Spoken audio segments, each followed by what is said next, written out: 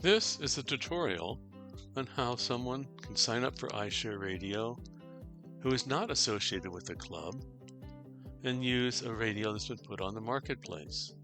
First, we want to register an account with the iShare Radio. So use an email, address,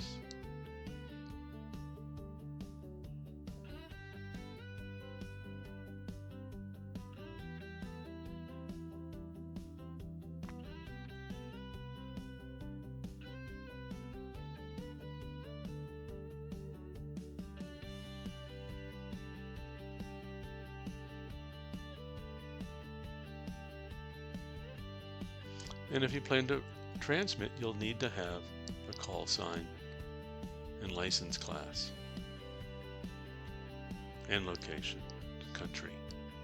Choose whether you want to use SMS or email for notifications.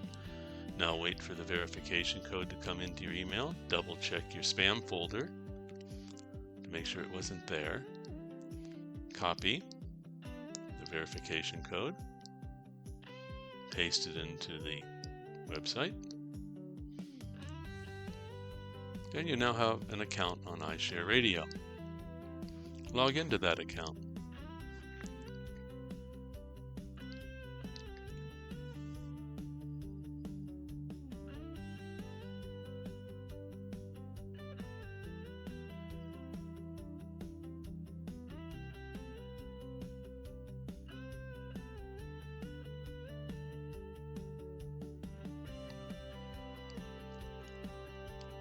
Here we are on our landing page, which has basic account information.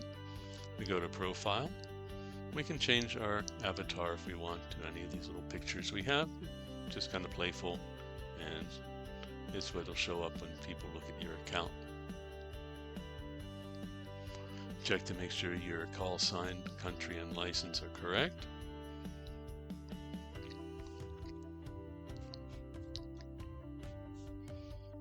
And see if you want to get notifications by SMS.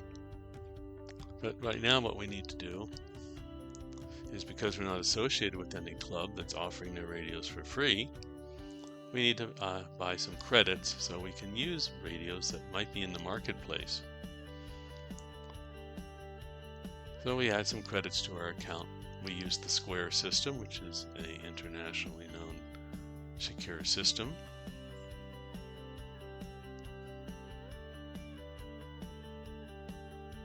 And you now have credits in your account.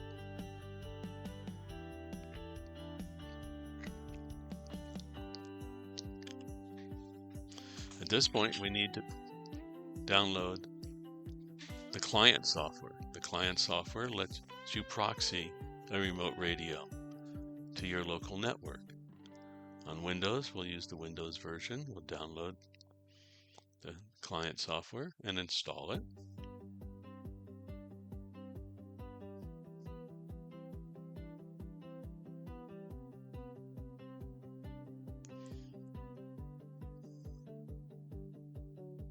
Once installed, you'll have a little icon.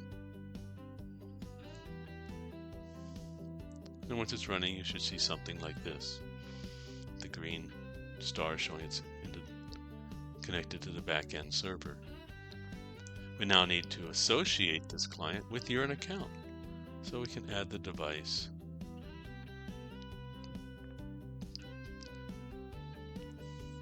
You can have more than one client, like one on a laptop and one on a PC. So we give it a name so we know which one this is.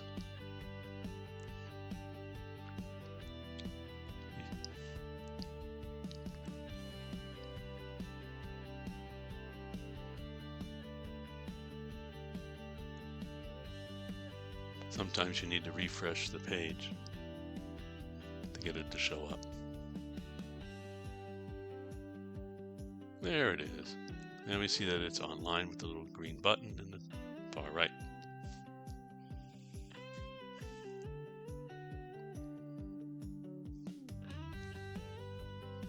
At this point, we can go to a marketplace and see what we can operate. many ways we can operate radios that are in the marketplace.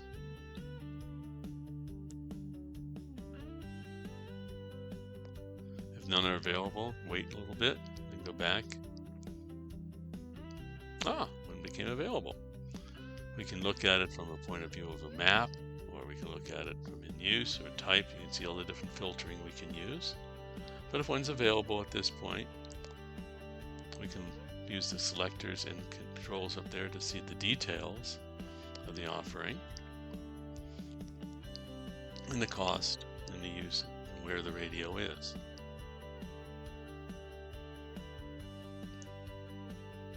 There's also ways we can do an advanced search.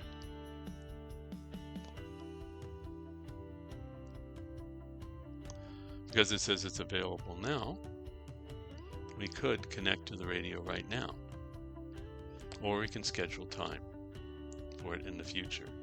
We can use the map to find offerings that are in certain regions. Right now we don't have any on the East Coast, but if we did, they might show up.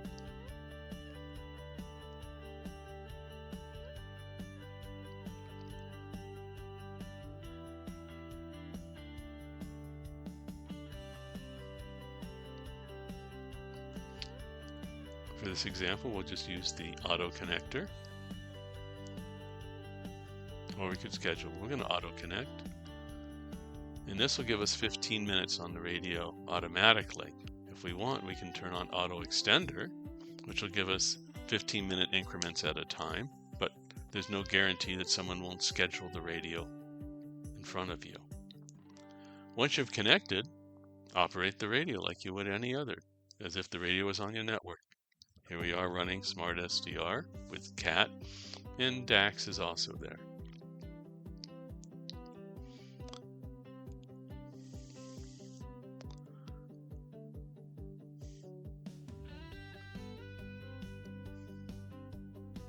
When you're done, you will want to disconnect.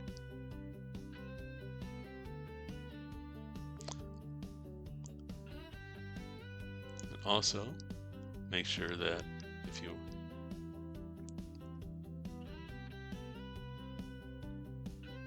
there we go. You'll want to disconnect, and you'll also want to cancel the booking so that it doesn't keep going, and you'll only be charged for the amount of time in the 15-minute blocks that you used. We aggregate on 15-minute blocks. Go to the scheduler if you want to schedule time in the future and reserve time on this radio. We look at what's available. You see there highlighted when this offering is available to you.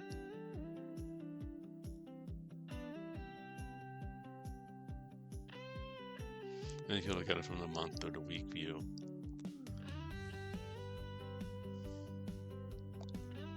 And if there's more than one offering out there, that's public, you can see more than one.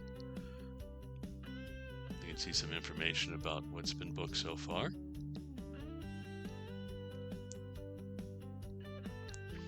And on your account, you can go to the control session and see how much time you've been using. So now you see your session IDs. And if you click on subscriptions,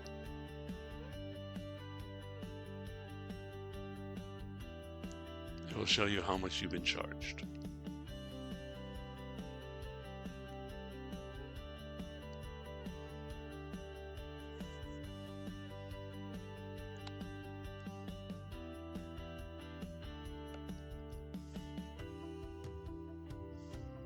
Thank you very much.